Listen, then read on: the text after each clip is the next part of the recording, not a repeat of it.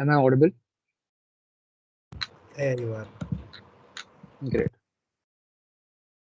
So, good evening, everyone.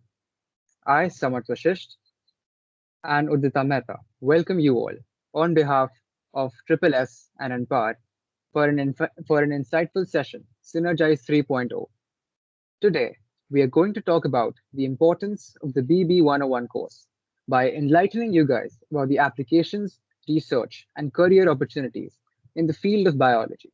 Moving on, Wait. Why should I be interested in bio?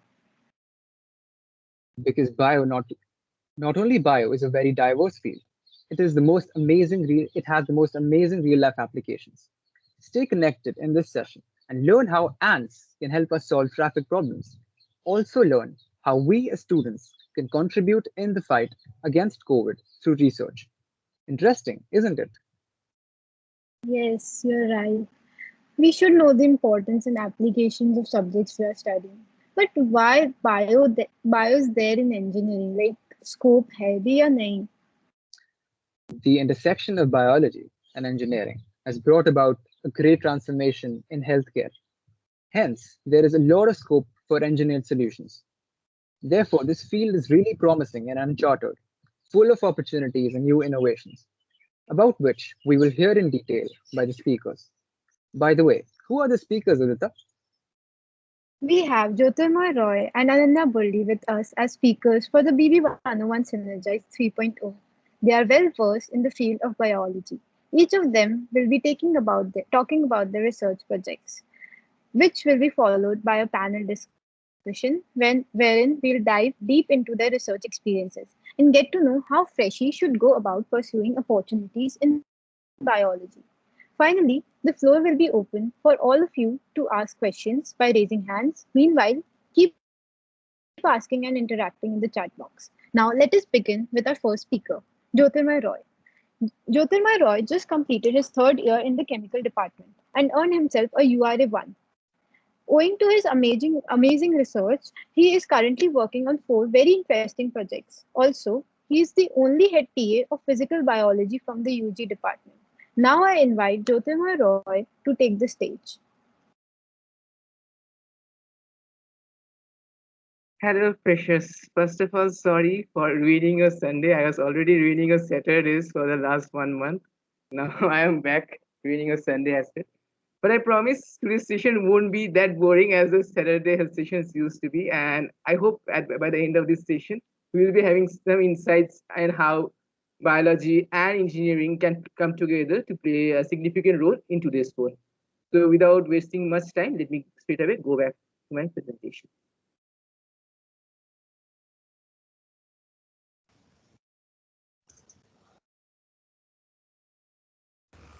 Any of the hosts can confirm whether the presentation is visible. Yes, it is.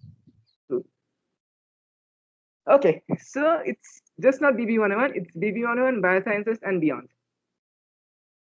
So the Department of Biosciences and Bioengineering, IIT Bombay, is undoubtedly one of the best biosciences departments in the country, and we have a vision to be one of the best departments in the world.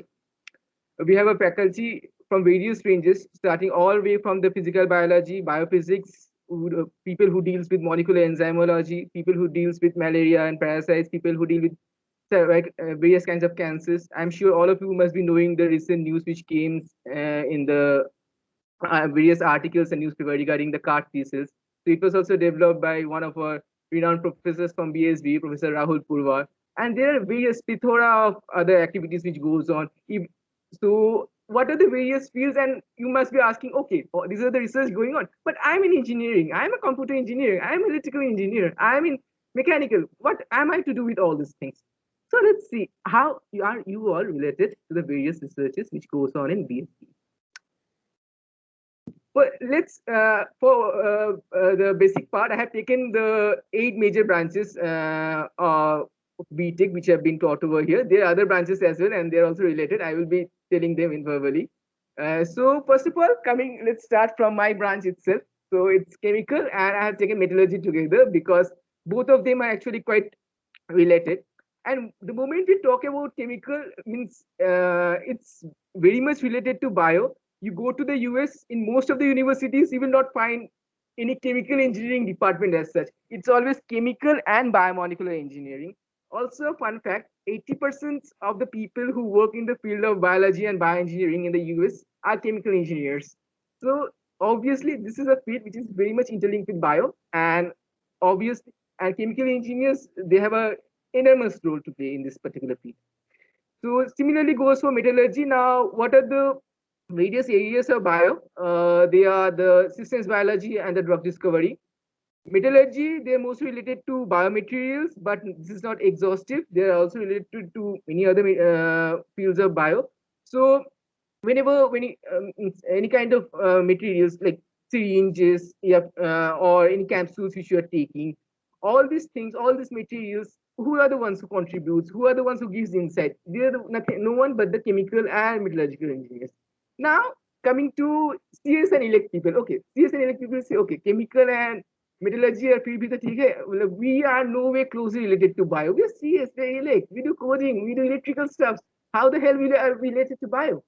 So obviously, computer now the buzzword I'm sure most of you must have heard by the end of first year is computational biology. Now, computational biology, let me say, it's a very generic term, and a lot of things goes into it. It's bioinformatics, then hardcore coding, then using of various software development, and various other fields which goes into this computational biology field. So who are the ones who basically contribute in this biology, computational biological field? Obviously, they're the CS people. Even majority of the challenging problems when it comes to coding and all, correct me if I'm wrong, the CS Janta, they are all related to the big data analysis, the genomic analysis. See, in biology, it's always easy to get data. I mean, analyze samples and you get data. But storing those huge quantities of data, I mean, and then integrating them and coming towards a common result, there where the challenges lie. Similarly, coming to the electrical, obviously, you all must have heard about various biosensors, other MEMS devices. This is micro electromechanical systems. So these are the ones where the electrical engineers play their part. Physics and chemistry, I don't need to say explicitly. Obviously, they're related in fields of physics, biochemistry, chemistry, and biology are it's almost interrelated, truly speaking. And lastly, even coming to mechanical and environments, there is a field of biomechanics, which not only this is one of the fields which talks about researches about the movement of the human body. There are also fields where does research on what happens when a pressure is applied on a particular cell. How does the cell respond to that particular pressure? All this comes under biomechanics. And similarly, coming to the environment, there is environmental biology. So this is a basic intro, and this is a basic idea that why, in spite of being in engineering, you all should be knowing the basics of bio. Now, see, suppose you're an electrical engineer or a CS in CS, it's fine if you don't know all the nitty-gritties, all the reactions and all the things. But when you're writing a code, obviously you should be knowing what is the basic procedure which is going on. So that when you're validating and proofreading the code, when you're running them, at least you'll be able to know whether the results which you're getting is a proper result or you're getting something garbage. So that's why having a basic understanding of bio is so important. And that's why this BB 101 course was introduced as a part of the curriculum as IIT-B. Okay, now let me move forward to my profile. So let me talk in brief about the projects I have been involved in. Firstly, I will be giving the name of the 4 projects, and then I will be discussing them in detail. So this was the one which I started with, the 2-dimensional Ant-Ram model, which is I did under Professor Anbarish Punwa in my second year. Next is this is a mini project, but this was one of the projects which I enjoyed a lot, and this is the project which is a different genre from all of the 3 of my race projects. This is a project which I did under in the field of experimental biology, wet lab experiments. This was complementation analysis in yeast under Professor Paiki Jayadeva Bhatt, or famously known as PJ Bhatt in BSBE. This I did during my second year summer winters. Recently, which I did in my third year, is the proteomic and exposomic characterization of COVID-19. I did under Professor Sanjeeva Srivastava. I'm sure you must be knowing him. So this was my the one which I did in my third year. And presently, I'm working. Okay, now people will get very excited because they have seen these 2 terms: machine learning and clustering analysis to identify and validate peptide-based diagnostic marker panel meningioma. Don't worry, I'll be going through them layman's term. So I hope you will all be getting what is it. So this is also under Professor Sanjeeva Srivastava. This will be a part of my BTech project, and this will be a part of. Means we have just started on it, and I will give you some basic info on it, not details. Okay. So what are the courses which I've done in BSB till now? Just like all of you, my journey started with BB 101 biology. So in our times, it used to be in 2 semesters. We had BB 101 in the first semester. So actually, BB 101 was also my first course, the first class which I did in IITB. So that's also it's special to me. Next year, I decided to take a minor at the end of my first year and decided to pursue a minor in biology. And I took up this BB 411, this is molecular cell biology. Next, I moved forward to BB 404, metabolism and bioenergetics. In my 5th semester, I took quite a few bio courses. First one of them was molecular enzymology, BB 507, physiology for engineer, BB 603, proteomics techniques and principles, BB 607, movement neuroscience. This is taught by Professor Nita Kanekar, who is presently taking a BME, BB 633. And lastly, the one which I did in this last semester, 6th semester, that is biomedical microsystem, which is taken by Professor Rohit Srivastava, who is also the HOD of BSB. Okay, now done with the courses, done with shortlisting the projects, let's go to the projects in detail one by one. So this was my first project, which is a 2-dimensional ant-pile model. So which is which I did under Professor Ambarish Kunwa, who taught you the physical biology.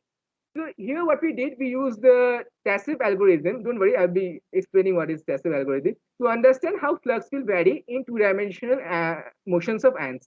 Now, first thing which comes to our mind is that why the hell are we studying the movement of ants? What use is it to us? So that is something which I'll be taking in the last slide, not now. First, let's go through the entire algo. Then we'll understand that how can we extend this particular thing into real life applications, which can actually be helpful for us. And then we can correlate that how studying various biological systems can actually be useful for us in various day-to-day life. Okay, now here I have thrown a term at you, that is TASIF. What is this TASIF? It is nothing but totally asymmetric simple exclusion process. The name is very complex. The actual algo is very, very simple. What happens is that this asymmetric, totally asymmetric simple exclusion process is a interacting system particle. Here, the process there is a process with parameter P and Q, where P both of them are greater than 0, and P plus Q equal to 1. So basically, their probabilities. It is a continuous time marker process where S is equal to 0 and 1, where ones are thought as particles and 0 are thought as holes. So if we consider this particular system, one particle can move this side or this side. Suppose moving on the right is related with the probability P, and moving on the left is related with probability Q. And suppose it is this particular state is open or empty, then 0 value is assigned to it. And so if it is filled with a particle, then a 1 value is assigned to it. So each particle weights a random exponent mean amount. Each particle weights a random exponent mean one amount of time and then attempts a jump. So one side to the right with the probability P and one side to the left with the probability Q. So after every time cycle, there is a random probability associated with each particle where it can move to the right side or left side, depending on whether the sides are empty or filled.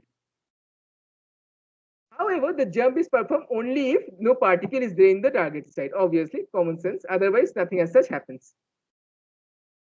So another thing, all particles are independent of each other. So the movement or behavior of one particle will not affect the movement of behavior of another particle. Okay, very simple. Now, how can we extend this to studying the movement of ants?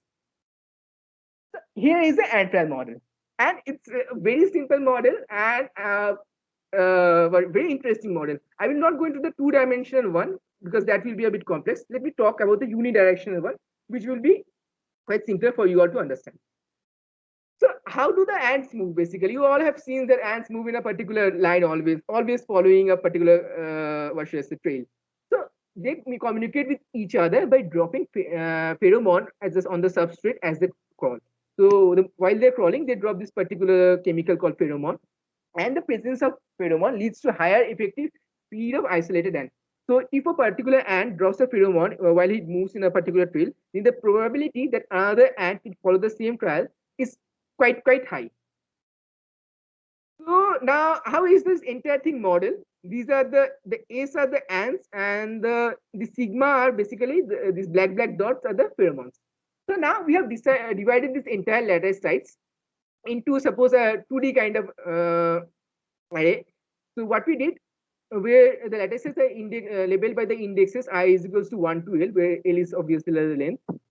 Now we assign two binary variables, A's and sigma. A's deals with the presence of ant, and sigma deals with the presence of pheromone at the particular site I. Now Si signifies that ant is absent, and sigma I signifies that the pheromone is absent. So similarly for the one case. So the instantaneous state of a system at any time is completely defined by the A's and sigma at that particular lattice site I. And this dynamic rule applies to all the ants and pheromones. Okay, now let's take two cases, stage 1 and stage 2. Suppose there is a case where that Si of t is equals to 1. So Si means the ant is present at the site I, but there is no ant present at site I plus 1 at the time t. So it can hop with a probability capital Q to the site I plus 1 in case the site I plus 1 already has the pheromone. This case, here is a capital Q. In case this is empty and there is a pheromone presence, it will hop with the site probability capital Q. In case there is no pheromone present, then it will hop with the probability small q. Now, as already I have said, that pheromones leads to increased probability, so it is quite obvious that capital Q will be greater than small q. Now, coming to stage 2, that each cell at each cell L is occupied by the ant after stage. Sorry, at each cell I occupied by the ant after stage I, a pheromone will be created. So once the ant reaches a particular stage, suppose it comes from here to here, the moment it reaches over here, it will create a pheromone. As you can see, it has hopped over here. Now it has created a pheromone over here. Now, the moment it comes over here, this particular site gets empty. And now here there is a pheromone already present, which was dropped by this particular ant previously. But this pheromone will not stay over there for a long period of time. It will evaporate with a probability, in case there is no ant present in that particular site now, so it will probably evaporate with a probability f. So it will be there's a probability of sigma I at t plus 1 being 0 is probability f, and being 1 is probability 1 minus f. So this entire process, let me just tell this thing. This entire process is basically random process, and all the simulations are done by random number considerations, and that's why we take the Monte Carlo simulations into action. Don't need to go into the nitty-gritties and all. Just understand the basic funda. In case you do a project later on in this field, you will understand. Okay. Now, how? Suppose what was the results and discussions which was obtained from this particular project? So what we did was we worked on this ant trial model. One-dimensional ant trial model was studied previously. There was nothing novel in that. So first what we did was we studied this ant trial model and obtained the results from the same, and showing how the pheromone evaporation rate affects the flux and density at a particular time point. So okay, before moving ahead, so let me point out this particular thing. Whenever you start any particular project or research work, the first thing which you do is not to start something novel. The first thing which you do is read up things which have already been discovered, which have already been implemented, and you try and see if you can implement the same things. Try to write the codes for the same results which have already been implemented, and try to reproduce the results. Once you're done, okay, now you're sure that okay, these results are correct. Now we can build on it and design something novel. So what we did, there was another pedestrian model which was along similar lines but a bit different from this ant trial model. What we did was we clubbed this ant trial model and the pedestrian model to understand how the flux will vary in case of two-dimensional motion of ant. Suppose the ants are moving in, we are studying an ant colony instead of ants moving in a single lane. So there will be multiple ants moving in multiple lanes side by side, and there are obviously possibilities of ants exchanging lanes between each other. So that's where this particular model comes into effect. So there was obviously a drift velocity term which we included. Drift velocity is basically the velocity with which the ant will move ahead in the same direction and will not change the lane. And there was certainly some probability associated with hopping to the side lanes also. So what was observed that it was expected actually that it should, in case the probability of moving to the three sides the same, 1/3, then it should be a symmetric pattern. But what was observed was, surprisingly, and which was in similar lines with the one-dimensional motion, an unsymmetric flux and density distribution. As you can see, unsymmetric flux and distribution density distribution was observed for the two-dimensional entral model. Okay, now coming to all of this is fine, but the question is, okay, ये तो पढ़ लिया, ants क्या करते हैं वो पढ़ लिया, but how is this important to us? What do we do with these results? Okay, we are studying a basic science, we're studying a biological phenomena, that's all fine and all for your knowledge and all, but can we implement this in the present life? Can we do something which can be of benefit to the society at large? So what we can do is that, and what has been done also actually in various papers. So this entire model can be used to analyze a multi-lane traffic in an expressway, and this has been studied. So this entire model, what they did was, especially in Japan, when there is a paper written by a Japanese author, I'm forgetting his name, Missionary, if I'm not wrong. You can just check out. There, what they did, they took this entire model and they used to design this the movement of traffic and how to control traffic in a two-dimensional, I mean, in this multi-lane expressways, and they actually implemented this thing in the government policies and all. So that's how, see, studying a simple, observing a simple phenomena which we were observing right from our childhood, can if we can model them with the help of mathematics and all, obviously we can translate them into our present day life and we can be useful. Okay, coming to the biological aspect, how can it be more biologically relevant? This entire model is also important in conceptualizing the binding of RNA polymerase and the DNA transcription. So this is actually a evolving field. Means research has been going on in linking. This is also another field that when this RNA polymerase, which moves in the strand while producing this messenger RNA, the movement of this RNA, the binding and the moving up, that can also be modeled with the help of this Monte Carlo simulation and tacit. So that's how the thing goes. Okay, so this is all from my first part of the project. Now let's move forward to a different genre of project, which was complementation analysis in yeast. And perhaps this was one of the shortest projects which I did, but this remains one of my favorite projects because this was the first time I got the experience of working in a biological lab and dealing with all the yeast samples, bacterial samples, incubating there. So as this is obviously a very unique experience for me. So what was this? It was basically studying and performing experiments to understand the genetic phenomena of complementation through adenine synthesis pathways in yeast. I will be explaining all the terms, complementation, adenine synthesis pathway, don't worry. So this is the advisor under whom I did, Professor P.J. Bhatt. He recently retired in the May from BSB. So one of the most senior professors and one of the most friendly professors I have met in BSB. Okay, so what is basically this complementation? Complementation works in this manner. Complementation in genetics is a test for determining whether two mutations are associated with a specific phenotype, represent two different forms of the same gene or a variation of two different genes. Now, what does this mean in layman's terms? So, as you can see over here, both these Drosophila have white eyes. And why do they have white eyes? Because of two different reasons.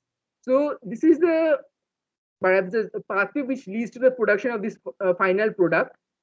So, in this pathway, for the white eye strain 1, this is the particular enzyme which is malfunctional. As a result, the process comes over here and stops. So the mutation is associated with the phenotype white, but it is associated with this gene BB. Here also in the strain 2, the Drosophila is white. बाहर से देखे हुए दोनों तो same ही है. But the problem over here is the mutation is associated with the strain A, not with the strain B. So as a result, this is also white.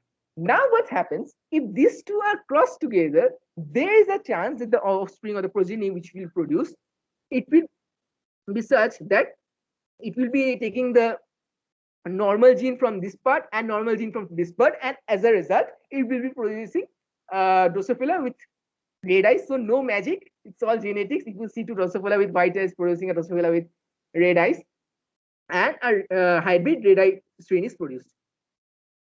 So in instances where two parent organisms carry two mutants in a homozygous recessive gene, causing the recessive trait to be expressed, as you can see here, the recessive trait is expressed. The complementation analysis can be used to determine whether the recessive trace will be expressed in the next generation.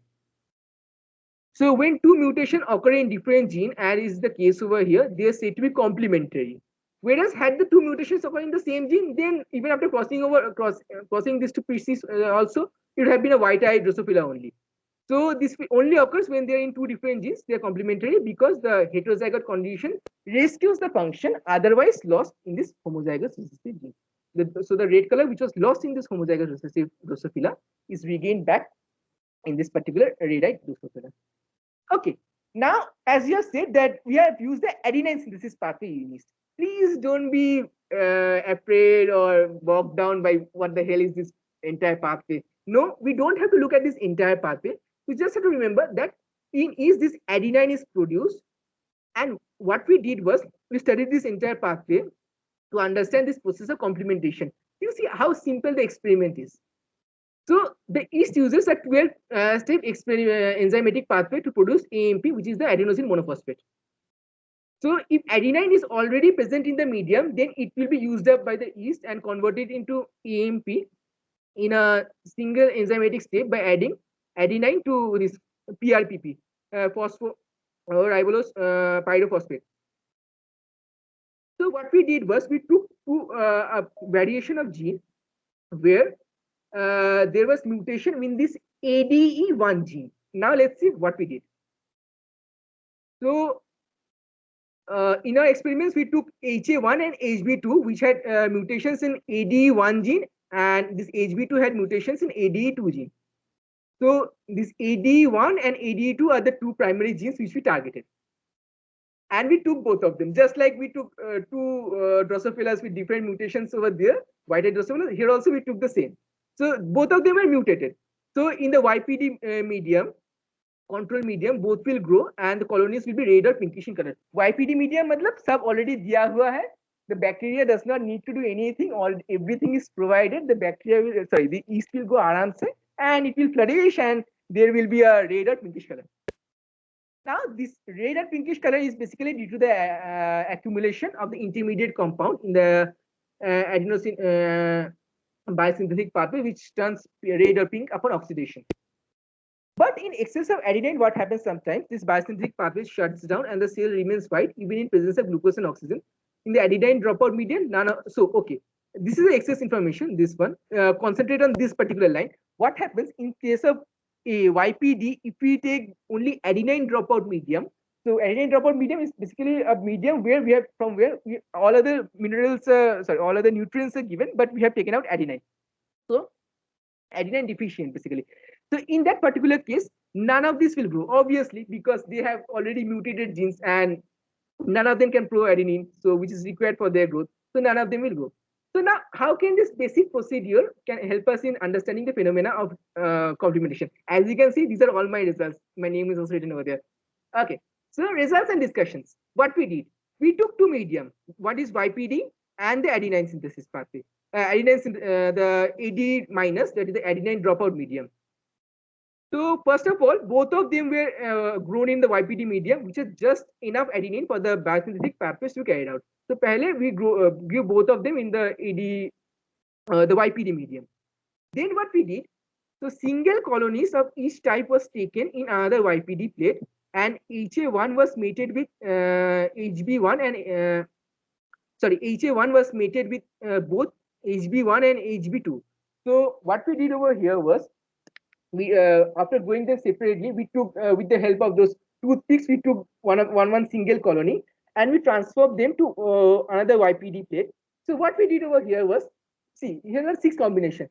Here is one HA1, here is one HB1, and both of them have been mated. Here is one HA1, here is one HB2, and both of them has been mated. Similarly, we do the same procedure over here, where HA1, HB1, and both of them were mated, and HA1 and HB2, and both of them were mated. So what are the results which we get? What happened was, the former resulted in pink colonies. So the mating of the HA1 with the HB1 resulted in pink colonies, and the later one, which is the mating of the HA1 with the HB2, that resulted in white colonies. The colonies were then transformed into the adenine dropout media, using a technique of replica plating. I don't have time to explain what is replica plating, otherwise I would have done. That is also a simple phenomena by using a synthetic cloth, and you just put the invert the this petri dishes over there, and then take another petri dish and just take the stamp over there. Quite interesting. Okay, so in the adenine dropout medium, what happened? Only the white colonies grew. Why were the white colonies grew? Pretty simple. Because when HA1 and HB2 are mated together, they will produce offspring which has normal genes from both of them. Means it will take the normal the AD1 gene from this HB2, and it will take the normal AD2 gene from the HA1. So automatically, this is the only one which is normal. All other ones are having some deficit or the other at some point of the adenine synthesis pathway. And that's how, by using a very simple experiment over a period of 1 month, we developed this particular setup and we obtained this results. So pretty simple, pretty easy to do. You just have to be careful, because even a slight mistake on your part, even a slight bad inoculation or entry of bacteria into this plate can let the results go haywire, and you have to repeat the experiment. So seems very simple, just have to be a bit careful. Okay, now coming to my third year project. That is the proteomic and the exposomic characterization of COVID-19. COVID-19 is a buzzword all the time you have been hearing happening. This thing is happening and that thing is happening. So what we did in this COVID-19 field was we perform an exposomic analysis of COVID-19 patients with comorbidities like diabetes to find significant exposomes, which can be used as biomarkers. I am throwing some terms at you. Don't be worried. I will be explaining what are exposomes, what are exposomic analysis and all. Don't worry. Then we use this for the targeted or the proteomic part. We use this targeted proteomics approach to validate and quantify peptides in a serum sample of the COVID-19. So let's start with targeted proteomics, the work which we did. So for any proteomic study, an important part is peptide and protein validation. So suppose after we are trying to find out which are the particular proteins or peptides which gets upregulated or downregulated when COVID-19 occurs or when any particular disease occurs. Suppose any particular disease, suppose a particular cancer occurs, and the level of protein X in the body goes up haywire. So automatically when you're doing the test and okay, we'll say that, okay, this particular protein can serve as a biomarker for this particular cancer. And we can say whenever this particular protein reaches a threshold value above this, we can say the patient has a probability that he has acquired cancer, and then we can do the further diagnostic test. So how do we basically obtain these biomarkers? So obviously there is a certain set of rules. Firstly, we take the protein and plasma sample, we extract the proteins, we do the mass spectroscopy analysis and all. And finally, once we have the set of proteins ready with us, then also we means after doing the MRAM, obtaining peak and data analysis, which I'm not going to, Ananya will be giving a better idea about that. Last part which is involved is even before including in the paper or for clinical trial, you need to validate, you need to, what should I say, convince the doctors, okay, these are the things you found out in a lab, but they are valid. Just not basis of some random data analysis, we are saying that these are significant. So what comes important is that this targeted proteomics approach. So after doing this MSMS run and data analysis for COVID swab and plasma sample, we came across a list of peptide and proteins which can serve as biomarkers in differentiating between severe and non-severe patients. So validating these potential biomarkers can be challenging. Now, I'm not saying this targeted proteomics is the only approach which can help to validate the biomarkers. There is also another very what should I say, famous approach in biology, which is the ELISA-based approach, which uses antibody-based validation. So you can take a particular antibody for that particular protein, and you can just run through if that binds to that particular protein. That then you can say it is present. But what happens is that you cannot find antibodies for every particular proteins. They are difficult to recreate or difficult to obtain in a lab. Or also, what happens is another thing. Often these antibodies are quite costly. So that is also a cost factor. So also you have to take that into effect. So that's where this targeted proteomics comes into effect. So it uses a triple quadrupole, which is this Q1, Q2, and Q3. So first, I'll just talk about brief in that, and helps in obtaining the MS spectrum. MS basically mass by M by Z versus time spectrum from the fragments. So what we do over here, first we allow the protein segments of some selected sizes to pass through them. Then we break them down in this CID, that is a collision-induced dissociator. And finally, in the fragment section, on basis of some selected M by Z ratio, we only allowed some significant selected fragments to pass through them, and for the results to be obtained. Now, which was a software which was used, a very renowned software, which is Skyline, which was used for this annotation of peaks for swab and protein sample and identification of severe versus significant peptide from COVID positive versus COVID negative. As you can see, for this particular protein, after doing the analysis, we obtained this. But for this particular protein, this COVID negative was showing much less peak area as compared to COVID positive. So this particular protein can act as a biomarker. Similarly, quantification of the peptide was done, how much of peptide is present in the patient. And similarly, Panorama was another software which is used to check whether the quality of data which you are reading actually fine or not by comparing with some standard samples. So let's not move on into the details. Okay, now I'm sure since you have done the MCB with Professor Sanjeeva Srivastava, you must have proteomics.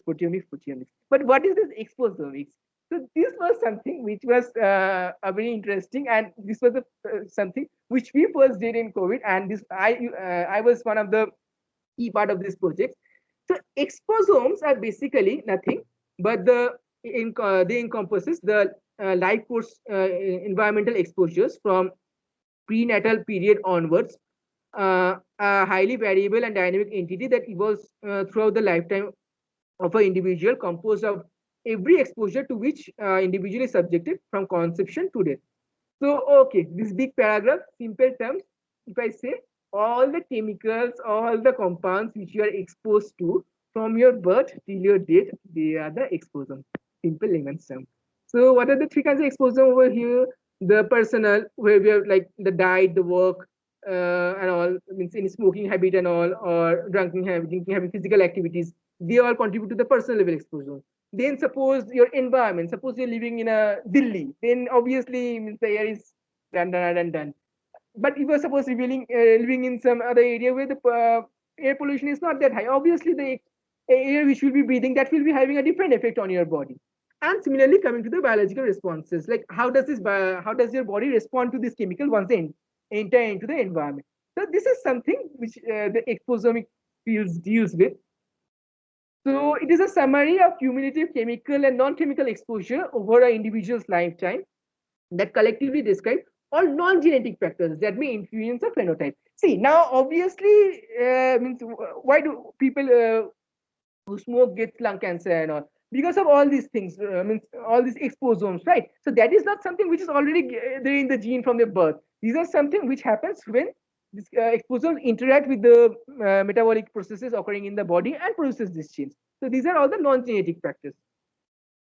And coming to the last part, any phenotypic changes or visible changes, phenotypic changes are the visible changes which occur in our body, are basically a sum of genotypic changes, the changes at the genetics levels, as well as this environmental changes. Okay, now what we did over here was we took this COVID patients and there were 4 cohorts. One was people who were mild throughout, other was they were severe throughout, and most of them, all of them actually passed away from this particular cohort, sadly. This was a transition from severe to non-severe. Sorry for the typo. This is non-severe. And this is a group of patients which transition from non-severe to severe. So these are the 4 groups of patients which we took over here. So we selected we took samples from their body. We took do the data analysis. We excluded the organic samples or the proteomics or the metabolomics samples which are already found in the body, and we took the all the unannotated compound or unidentified compounds which can be coming from the outside environment. So we considered all these compounds from this particular patient cohorts only if they are present in 40% of the patients. So suppose here in this particular example, there are 20 to 40%, 8.8. So, for example, if suppose 9 of the patients are having that one particular compound in common, then we can say, okay, this particular compound can be related to this particular severe cohort. Now, remember, we are just knowing here the compound by a particular ID. We don't know what is the actual compound. That is the challenge which we need to find out. So now, unlike the exposomics or the metabolomics even, unlike the proteomics or the metabolomics even, this exposomic field does not have predefined or some software which have already been made, and that's where the challenge began. we took some data from this blood exposome database, but even they were not enough. Means we got some common exposomes and also some unique exposomes to each group. Then what we did was we took this blood exposome database and combined it with the normal network databases. And so the compounds with chemical formulas were removed from both of these databases after combining, because to avoid redundancy. So because the criteria for mapping of these unannotated compounds with this databases was molecular formula and the retention time later on which we included.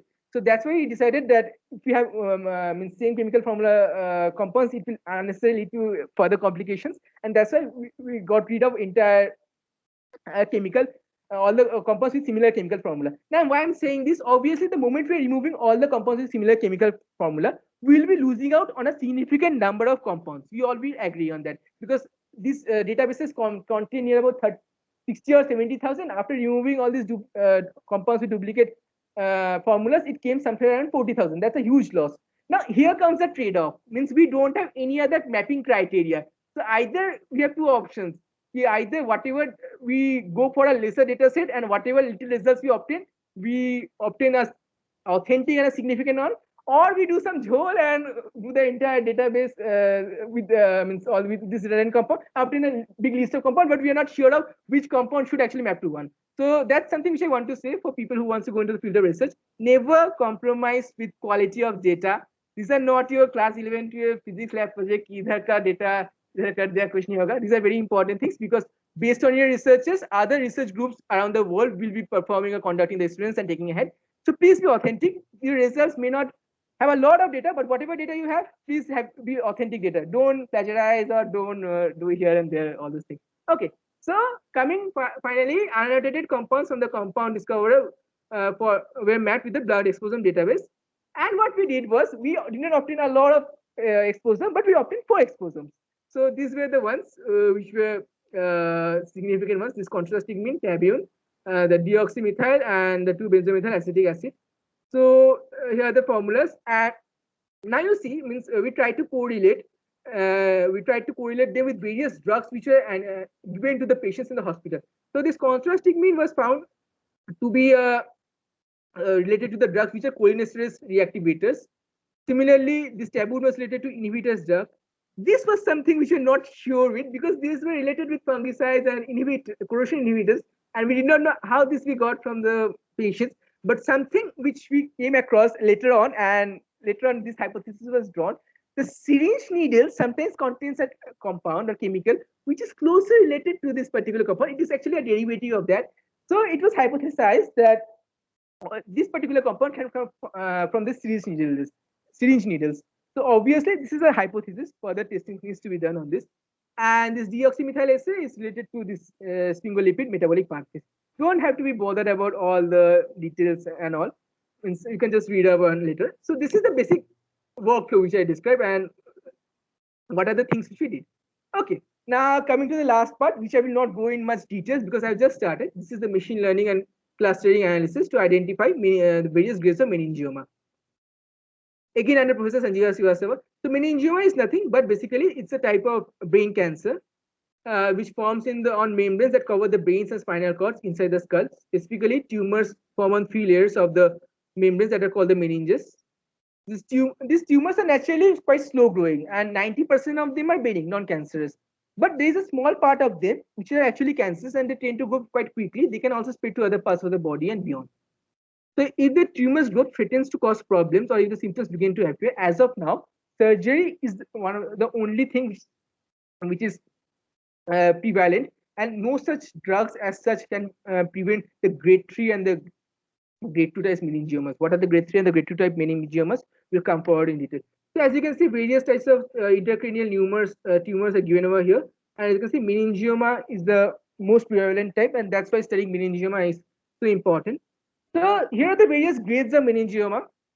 Meningioma 1 is the low grade. Here the tumor cells grow slowly. So this is where it can be controlled with medicines and all. But the grade 2 and the grade 3 types are basically where the problem begins. Grade 2 is the mid-grade type, where the tumors has a higher chance of coming back. This is a recurrence of tumor, which is said after being removed. and the subpart include the choroid and the clear cell meningioma. And the grade 3 type is basically the fast growing type, and this is where the patient has disease ultimate stages, and most of the cases it proves out to be fatal.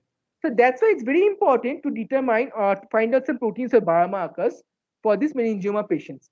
So needs to study for meningioma. At present, no proper therapeutic treatment for meningioma is available, and surgery is the most common treatment.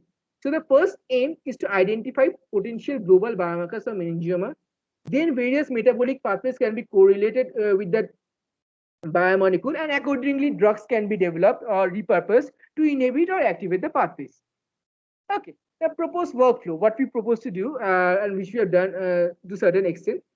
So the identification of biomarkers to differentiate grade 1 meningioma from grade 2 and grade 3 is quite underdeveloped.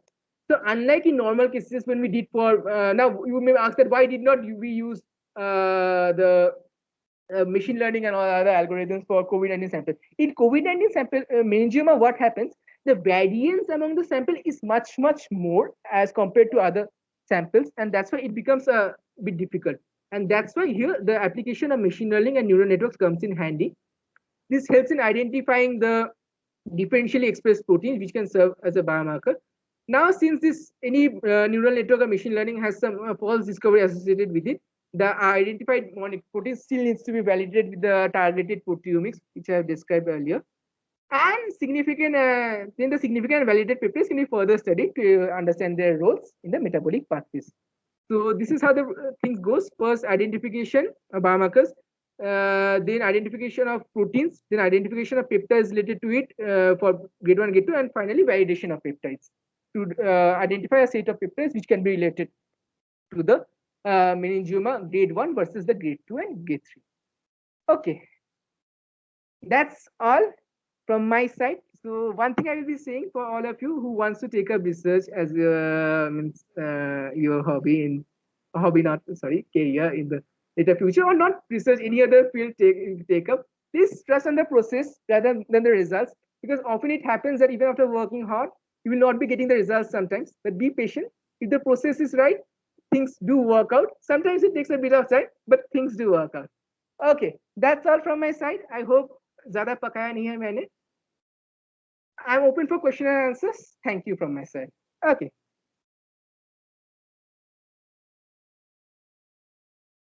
Basically, as Amir was saying, if I am a interviewer.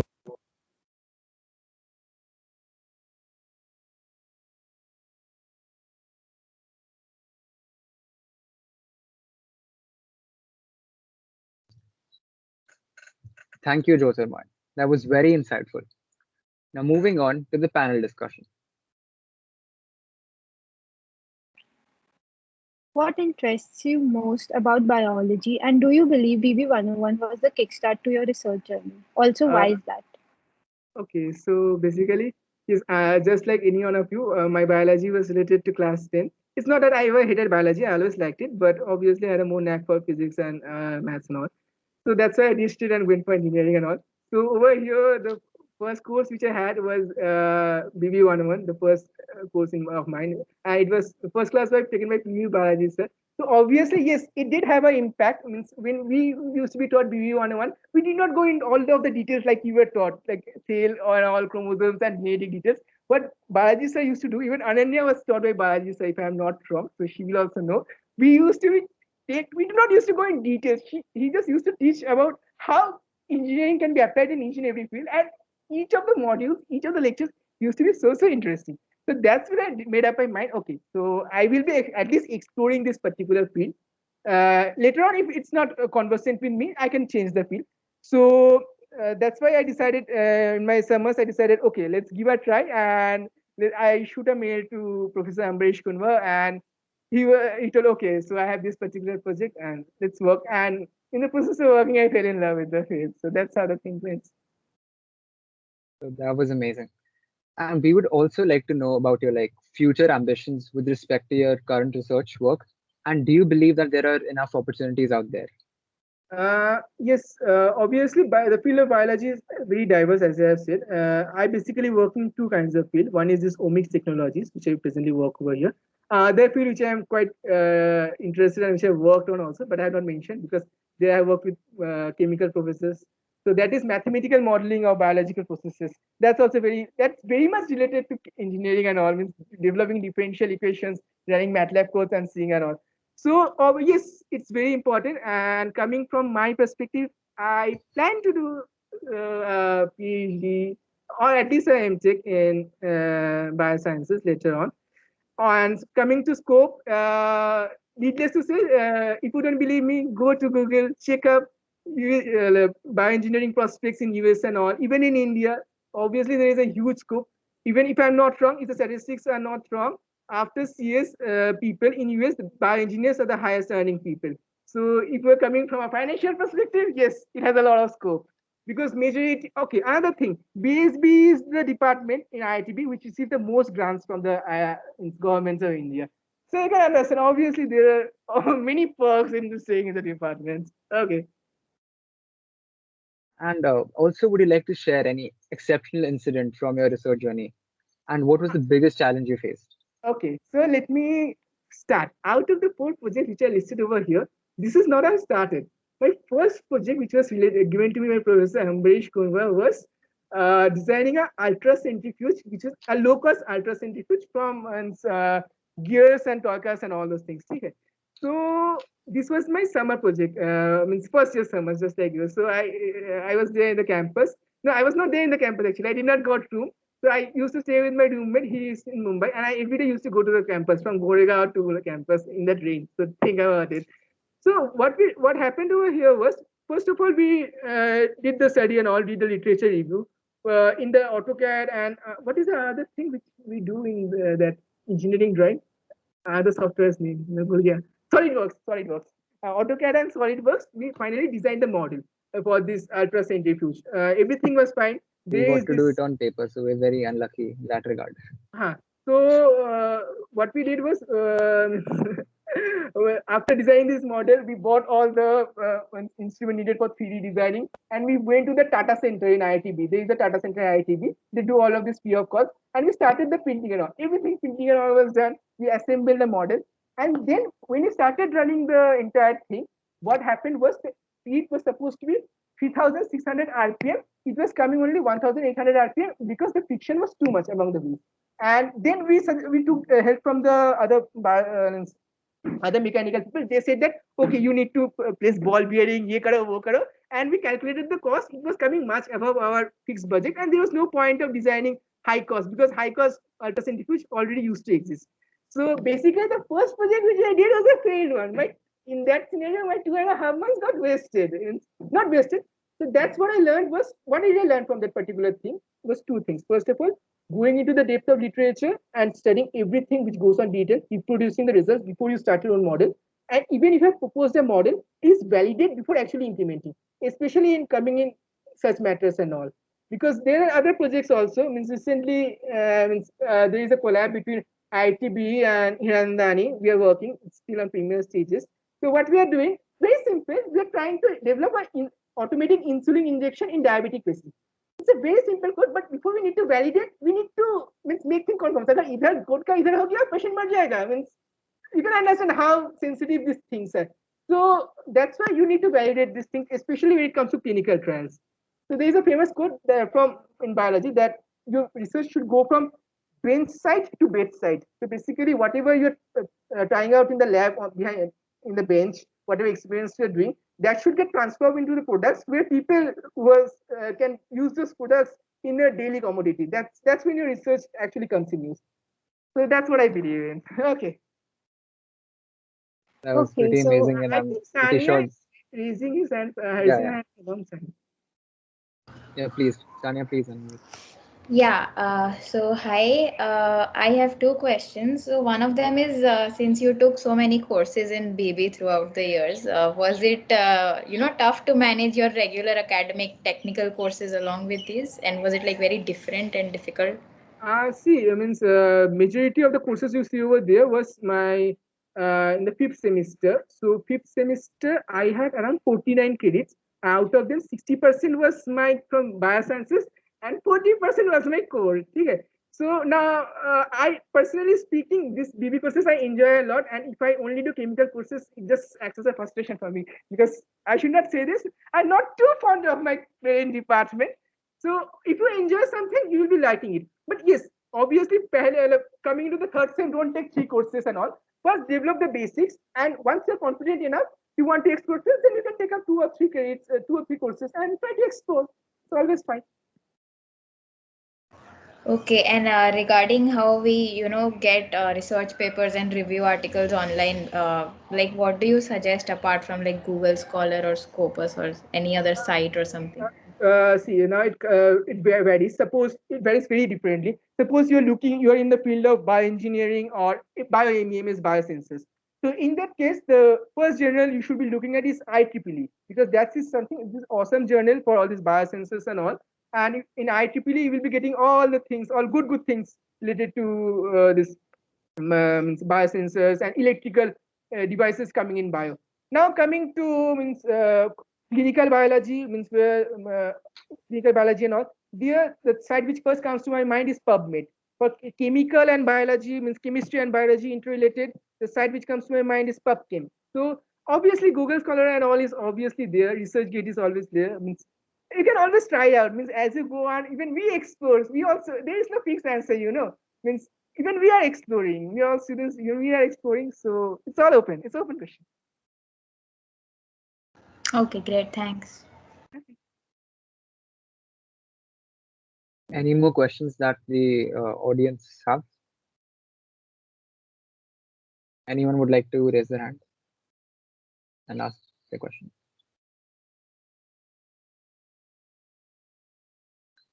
So if there aren't any, we'll move on to the questions that we received in the Google Forms. So Udita, could you please go about asking them? You are. Okay, let us begin with the questions from Google Forms. So question 1 was insights. Someone wants to know the insights into the field of biomaterials, especially designing and selecting the materials, etc., etc.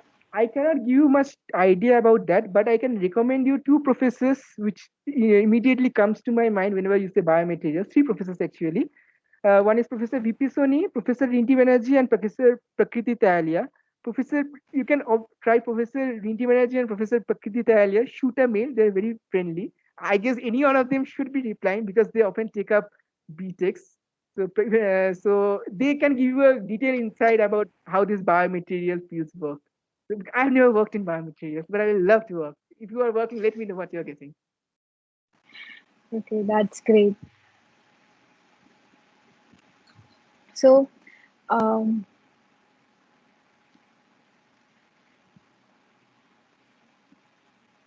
thank you for introducing such interesting research work and presentation, along with once again very illuminating panel discussion.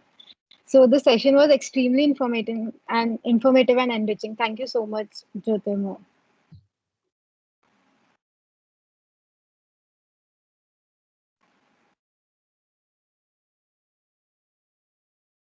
Whoa, that blew me away. काफी कुछ नहीं पता था. Bio is actually way more technical than I thought. The stereotype that I had in 10th grade, that bio is about mugging stuff, really got shattered today. Haha, wait and watch. It's about to get better. Let us introduce our second speaker, Ananya Bulli. So Ananya just completed her second year in the chemical department, and she is currently working under Professor Sanjeeva. She has successfully co-authored 3 research papers under him. Now I invite Ananya to start her session. Hi everyone, I'll be sharing my screen now.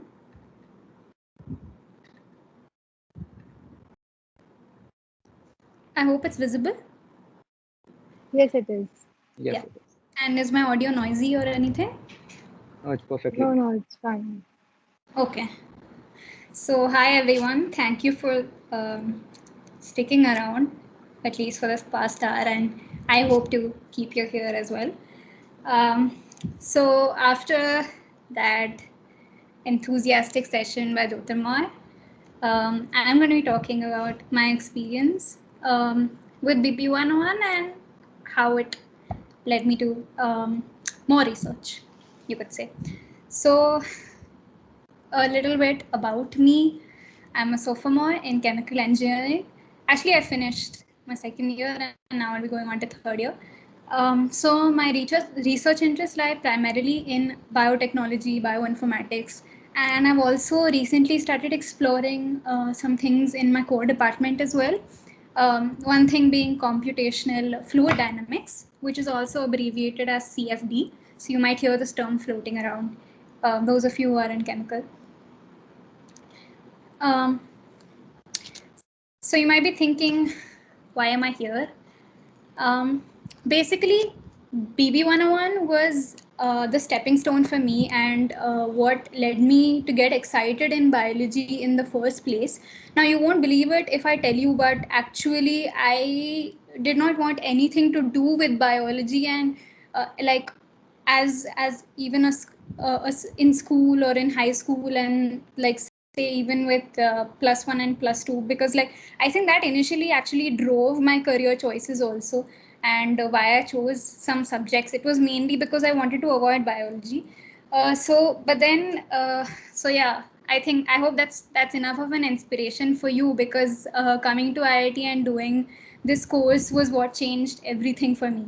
So yeah, I would say that was what led me to, explore projects in the department of BSBE. So I'll tell you a little bit about my journey so far, how I've begun exploring it.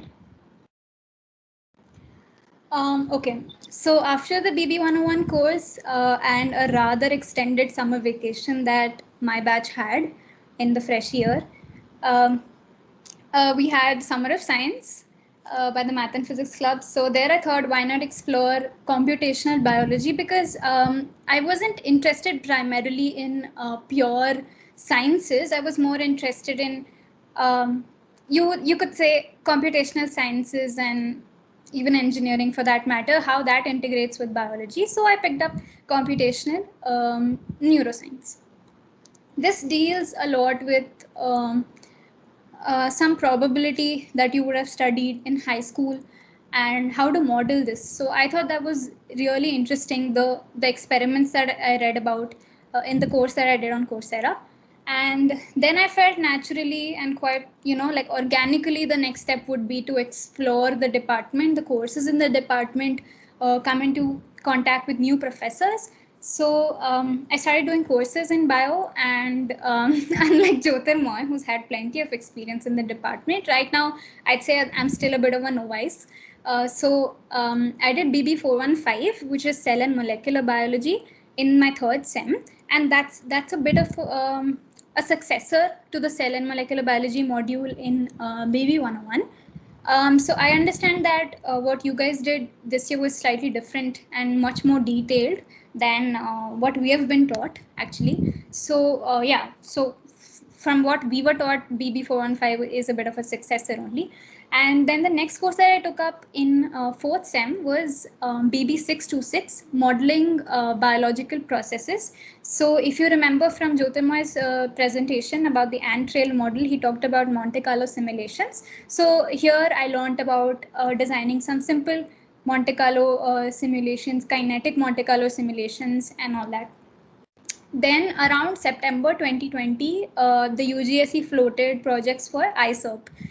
In case you don't know what ISERP is, it's the undergraduate in-semester undergraduate research project. So there, Professor Sanjeeva Srivastava, who took your first module in BB101, he had floated a project for COVID-19. I will talk to you about it in the coming slides. And so I thought that if I could be even a small part of this bigger picture of something so monumental and be a part of this community of scientists who are contributing to COVID-19 research for the past 2 years, actually. Now, I thought that would be a really big thing, and it was a golden opportunity. I just didn't want to pass it up. So I took it up, and then, yeah, since then I've been working with Sanjeeva sir, and I've even started a new project with him. Okay. So, like I said, I'll talk to you about my research projects. The first one that I did was, as I said, on COVID-19, molecular docking of inhibitors against host and viral proteins from SARS-CoV-2. And the second one that I'm doing right now, like just started actually, is omics-driven repository database mining and analysis of cervical cancer in therapy resistance. Therapy resistance as in resistance to, say, chemotherapy, resistance to radiotherapy. Now you might see there's a lot of fancy jargon being thrown around everywhere. You're not understanding anything in here. So I'm here to break it down for you. I will be primarily talking about, actually I will be talking only about my first project. So as I said, you see many words floating around: molecular docking, inhibitors, host proteins, viral proteins, SARS-CoV-2. Viral proteins, I think, is quite literal. We're talking about the proteins of the coronavirus. But let's see what the other terms mean. So docking or molecular docking is referring to a lock and key mechanism where we refer to how one molecule binds to another. Now, what we do is not, a real life experiment of it. What we did was an in silico methodology. In silico means computational. You might have heard of in vivo, in vitro, right? So this is another term, you could say. So what we did is we tried to simulate this docking procedure of the binding of molecules. So mainly we did just a one-on-one binding, which is the binding of a small molecule, which we call a ligand, to a larger molecule that we want to study actually, which is called the target molecule. And then those two bind to make an adduct or a complex. So the target over here for us would be a protein. Which proteins? Host proteins, viral proteins, and the ligands would be, I will tell you in the coming slides. Okay, so we study the complexes that are formed as a result of it. And all of this is done computationally. The next term that I said was inhibitor. What is an inhibitor? An inhibitor is a drug molecule, a small molecule, and it binds to the target molecule. And then what it does is, quite literally from its name, it inhibits. It decreases the activity of the target molecule.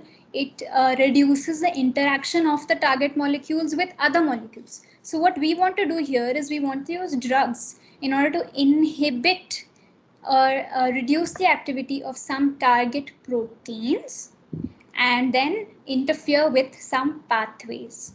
Okay. Okay, so when I say host, what do I mean? By host proteins, I refer to humans. Okay, what we did is we studied samples of humans who were affected or infected rather by the virus. Okay, now we decide what kind of proteins are to be chosen. This part was not a portion of my work, not a portion of my project, but this is done in Sanjeeva Sir's lab. In fact, it was done in Sanjeeva Sir's lab. What we did is we used proteomics based studies, and then we found pathways which are relevant to the disease, those which are in interaction with the virus, and they showed overexpression. Like Jyotirmoy explained in his presentation, he was involved in targeted proteomics. So there also he talked about upregulation, downregulation of proteins. Basically, in your studies, you can choose some comparisons. So as part of my project, what we did is we chose two cohorts. One is COVID-19 positive patients versus COVID-19 negative patients. You can also choose you can draw different comparisons. Maybe you could have done COVID-19 severe patients versus COVID-19 mild patients. So what we mean by overexpression is we saw that some proteins had higher levels. They were found in higher levels in COVID-19 positive patients as opposed to negative patients. So what we do is we choose these proteins as targets for drugs in order for the levels to be brought down, for their activity to be intervened, you could say, in some sense. Okay, and lastly, the big term is SARS-CoV-2, which you could say is a fancy word for coronavirus. Apologies for using this overused image of the virus. Okay, so I will come now to the objective of the project. Now, as I said, we chose targets from proteomics-based studies on COVID-19 patient samples. So the patient samples, they were from the swab and the plasma tests, right? Plasma as in the blood plasma. And excuse me, we had to devise a workflow or an in silico methodology in order to dock the existing drug molecules to the proteins and in order to screen them or filter them out. So what we did after filtering them is we proposed some drug candidates in which we thought were fit to be taken forward to be potentially repurposed in the treatment of COVID-19. So now you see a big word here, repurposed. So what is drug repurposing? Drug repurposing is essentially say you have an already existing drug, an FDA approved drug out in the market. It's being used say maybe as a steroid, it's being used maybe in cancer medication or something like that. Now we are taking that drug and we are seeing if that is suitable for some other treatment also. So now we are choosing these drugs which are already say FDA approved or in clinical trials and seeing if they can be used to treat patients with COVID-19. Okay, so that is meant by drug repurposing. Now basically you will see, you might think, why should I do drug repurposing? So basically, I'll tell you why drug repurposing is better than say starting from scratch. Why not start from scratch de novo? De novo means starting from nothing, from scratch, right? Why not design a drug specifically just for the treatment of COVID-19? Now you see here from this figure that de novo drug discovery takes around 10 to 20 years, whereas drug repurposing takes approximately half the time. Okay, so from in de novo drug discovery, we start right from identifying the target proteins, and then we go all the way to preclinical, clinical trials, and then you have to license the drug also. There are so many phases you might have heard of while watching the news, phase 1, phase 2, phase 3, so much goes on. Now what drug repurposing does is it skips some of the initial steps. So what we do by skipping some of the initial steps and choosing drugs which are already known to be fit for use for humans is that we're saving not only time, but we're also saving money. Okay. And yeah, so another thing you see, as I said, is we know that these drugs are already fit to be used for humans. If taken in judicious quantities, we know that it is not lethal to us. We know that they don't have any, extreme side effects or anything like that. We are aware of them, if any, right? So that way we save time, we save money, and we have better knowledge of the drug also, which has been passed on to us from many years of study already. Okay, so now I will come to the workflow that we utilized. As I said, we had to design a workflow or a methodology. So basically, we designed a custom drug library first, and we even, as I said, we chose some of the proteins that we got from our peers in the proteomics lab. And we got them from some databases, and then we performed this procedure known as blind docking using some softwares like Autodoc and Pyrex and things like that. There are many others also out there. So basically what we did is we took some host proteins and we took some viral proteins. Now what we did in blind docking, or basically what blind docking is we do not restrict, as I said, in docking we simulate the binding of a drug to a protein.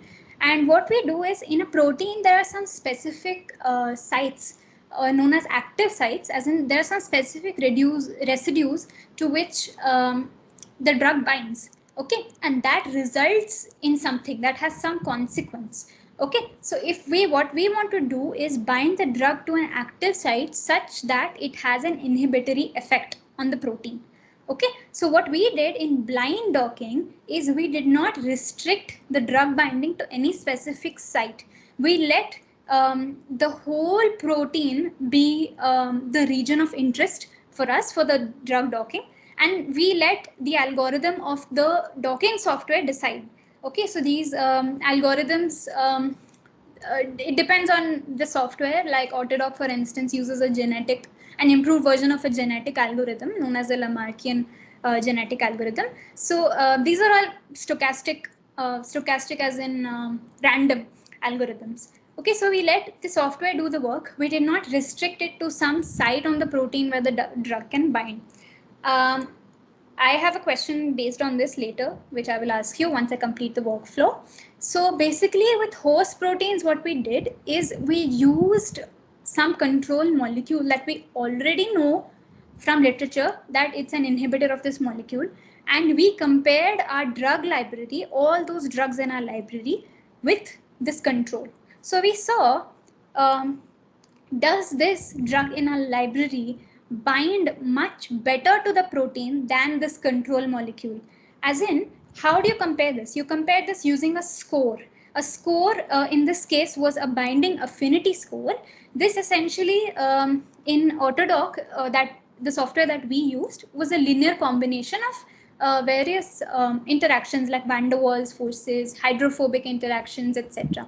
Okay, so what we did is, does this molecule bind much better than the control inhibitor that we had chosen, right? And then for viral proteins, the strategy that we used is a fixed cutoff that we designed for the score. The score is actually negative because it is a reflection of the free energy or the energy released on the binding, okay, of the ligand to the protein. So we selected a fixed cutoff of the score, which was minus 7.5. As in anything with a binding affinity score of something more negative, say minus 8, minus 10, means this ligand is binding much better, and it is quite a strong and healthy interaction between the ligand and the protein. Okay, so this was what the initial stage of screening of the drugs. So from this drug library, we have to choose some suitable drug candidates. Okay, so after this, the second stage that we used was checking the binding site or the binding pocket. Now, we already know a control molecule, which we know is an inhibitor to this protein. Okay, so if we see that the drugs in the drug library are also binding to the protein in the same site or a similar region as the inhibitor molecule, that means this drug in our library can also have an inhibitory effect on the protein. Okay, so this was the second stage of screening. If we see that a drug is binding somewhere else on the protein, then it's not of interest to us because it may not have an inhibitory effect on the protein at all. Our aim here is to reduce the activity of this protein because we see that it is expressed a lot, okay, in comparison to say a healthy patient. Okay, we also analyzed and visualized the protein ligand interactions using some websites, some softwares, which yeah, I don't think I need to get into right now. So the final thing was to propose some candidates. Okay, now let us look at say an excerpt from the results that we obtained. So some of the host proteins, as in the human proteins that we chose, were HSP90 alpha, carbonic anhydrase 2, aldehyde dehydrogenase. Don't worry about these names. It was just meant to be a sort of, to give you an idea of what the protein representation looks like in the software that we use. So you can see here all these colors. It's called a ribbon representation, and you see all these flat lines and these arrows. Those are beta sheets. You might have studied it in 12th, the secondary structure of proteins. And these here, these these helices here are the alpha helices. So we see this. And then some of the important viral proteins we chose, this was from literature. This is the RDRP, or RNA dependent RNA polymerase. That's basically used in RNA replication. NSP3 is also used in replication, and there is another protein, NSP9, which is 3C like 3CL protease. Okay, and some of the drug molecules that we saw, which were binding with majority of the proteins of our study, of our interest, were selinexor, dabrafenib, silmetacertib.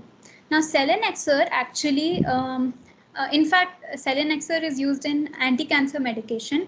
Dabrafenib is also used in anti-cancer medication, and the job it does is regulating cell growth. And lastly, silmetacertib, it is a drug which is in clinical trials for chemotherapy. Okay, now I will come to, like Samarth mentioned, I have contributions to 3 publications, one of which is a very small, a part in a larger manuscript that we wrote for swab samples. So I'm not mentioning that here. But Krishi, who's your ISAA, Krishi and I wrote this review article, Proteomics-Driven Drug Repurposing Approaches for COVID-19 Research. We wrote this, I think this got published around February 2021 in a magazine, an Indian magazine called Cutting Edge by Spinco Biotech. And recently, another review article that we wrote with some of our PhD guides also, like Krishi and I and some of our PhD mentors, proteomics advances towards developing SARS-CoV-2 therapeutics using in silico drug repurposing approaches. Don't worry, it's all the same thing that I was talking about, but in different words. So this has been accepted for publication in June only in this journal, Drug Discovery Today Technologies. I think if I have to be grateful to someone for all this opportunity and for pushing me so much, then it has to be Professor Sanjeeva Srivastava. In case you all don't know already, you must have had him, so you might know that his research interests lie primarily in proteomics, like different types of proteomics, mass spectrometry, gel electrophoresis, microarray based proteomics. And basically, what does this have to do with you? This talk of mine was meant to actually inspire you to take up research in bio. And so, as you all know, in BB 101, you had 3 modules: cell molecular, physical biology, and then biomedical engineering. But apart from that, there are many other research areas also offered by the department, which I have mentioned here, like biomaterials, microbial systems, immunobiology, omics, which is what Sanjeeva sir is involved in, sensors and instrumentation, modeling, computational neurophysiology, and like, as you might know, neuroscience is the research interest of Neeta ma'am, who's taking your biomedical module. So this is pretty much it about my talk. Thank you, and thank you for sticking around and being so patient. Thank you, Ananya. That was very well explained. Now, moving on to panel discussion. Ananya, what was the biggest challenge you faced? Would you like to share any incident from your research journey? Okay, I would say the biggest challenge that I faced was the learning curve at the start, because you're so new to the research environment. You have no idea how things run, and you have no idea of the kind of work you have to do, whether you have to blindly follow somebody, whether you have to think on your own and things like that. You have no idea how to start, right? Because this was my first project. So I think that was the first challenge that I experienced. And then the second thing was, once I started doing the work, I realized that it was really hefty and extremely time consuming. So then I think one contribution of mine was to ease that process out, write some scripts in order to, automate some steps in our workflow. Yeah. I think that's why you guys should know that that's where something like all the coding has applications. So yeah. And we would also like to know, like, what interests you the most about biology, like when you began this journey, and like, do you believe BB 101 was the kickstart to your research journey? Yeah. Like I mentioned, BB1 was actually the kickstart because I said I was somebody who despised biology and I thought it was all rote learning. But then, yeah, after, like Jyotirmoy said, after Balaji sir's module, I realized that this is amazing. This is genius. So there was that. And what did you say was the first part of your question? I'm sorry. Yeah. So I had said, what interests you the most? What interested you the most about biology? Like when you began. Right. So what I wanted to explore, like I said, was bioinformatics, how to use any computational knowledge in biology, and not, I would say my interest does not lie in pure sciences as such, like not extreme theory of biology. Okay, so the next question was that is there any particular incident that actually directed you to take up these topics only? Like, what was the inspiration behind your research projects? If anything, I would say it was Amrish sir's module. I felt like that had that kind of inspired me and even led me to understand that you know, it's not all wet lab work, and you can do some remote work as well, and you know how that kind of work can contribute to biology. I hope that answers the question. Yeah. So that was all. Now, do the audience have any questions? Please raise your hand and we'll unmute you.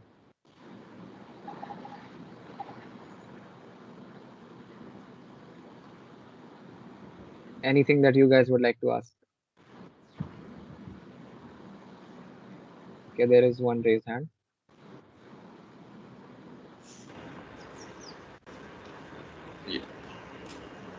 Yeah. Yeah, can Please I ask your ask? question, Siddhant. Yeah. Hi, Ananya. I'd like to know, how does one begin the advent into the field of research, or specifically taking up a project? Okay, so good question. So I think there are many places or many resources where you can start. First thing, as I said, I began with ISERP, which by the way is offered by UGAC. That's how I applied for my first project. So there are many offerings which are made formally also by UGAC, like SERP, which you might be doing right now, or ISERP, which is in a semester. So those are some kind of openings. But also after talking to some seniors, understanding, doing some research on websites, doing some some background check on professors, understanding what they work in, and like talking to some people about the professors' work ethics and all that, you can also go ahead and nail professors. If actually, it depends on whether the professor is willing to take on undergraduate students or not, which you'll have to find out, of course, by talking to people. But yeah, you can always mail a professor, ask them to get on a call with you or something like that. Write them, yeah, and yeah, something like that you could do. Yeah, thanks so much. That was a great talk. Any more questions from the audience?